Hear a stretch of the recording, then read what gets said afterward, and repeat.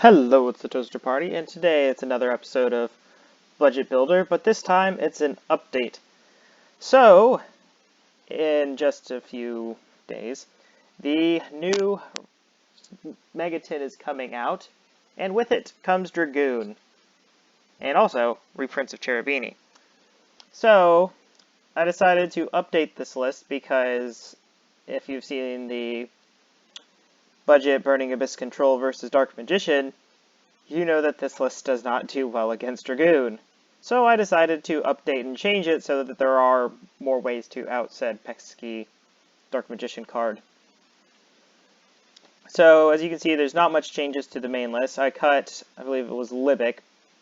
It just wasn't ever doing enough when I had it in the deck, so I decided to instead replace it with Edgem Sabers.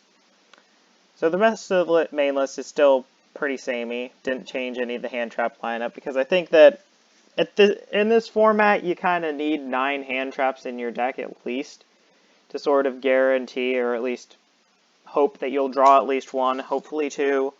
Because with the amount of combo decks just flying around off the handle, you kind of want as many of these things as you can shove into a deck. And Edgem Sabers, that's just, I feel it's a better summonable card than Libic is, because you're allowed to summon it with other send to the graveyard effects, and putting a card back on top isn't too much of a problem, especially in conjunction with the new extra deck cards I added. Foolish Burial is saying the other main addition, which was as recommended to me by Quick Bob Hero, was Lost Wind. Lost Wind's just a much better card to mill off of Dante than some of the other traps you're playing, because it has a graveyard effect.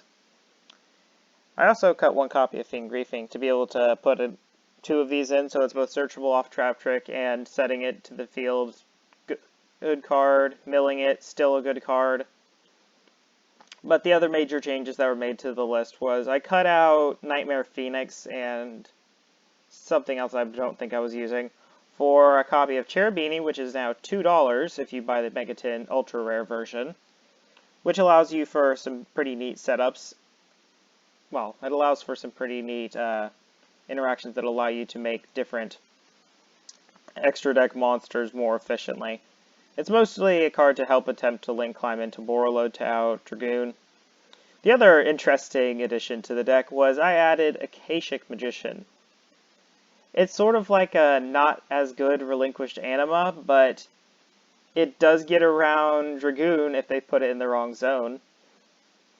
The other major changes, and probably the most important change of all to this list... Oh yeah, it was the third Dante's what I cut. The other most important change is Humongous, the sticky string kaiju.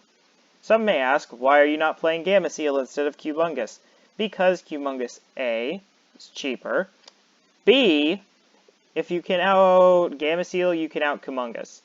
The number that you're trying to get to in this deck is 2,500, which you get with Virgil, Beatrice, Dante. Nothing in this deck really cares about the 200 attack point difference between Gameciel and Humongous. Plus, if they somehow find a way to keep the Gameciel on their side of the field, they just then switch it to defense mode, and 3,000 is way harder to out than the 2,400 and 2,500 that's on Humongous. Aside from that, one more quality of life change that I probably should have made earlier, or should have noticed before I made the first list, is that Twin Twisters is not what you should be playing. You should probably just be playing Heavy Storm Duster. You can set it off of Trap Trick, and in situations where you'd want to use Twin Twister, you'd probably just be as fine using Heavy Storm Duster. So, that's all for my update. Hope you enjoyed the list, and hope we'll continue to be posting the updated version of this deck now that Dragoon is dominating everywhere.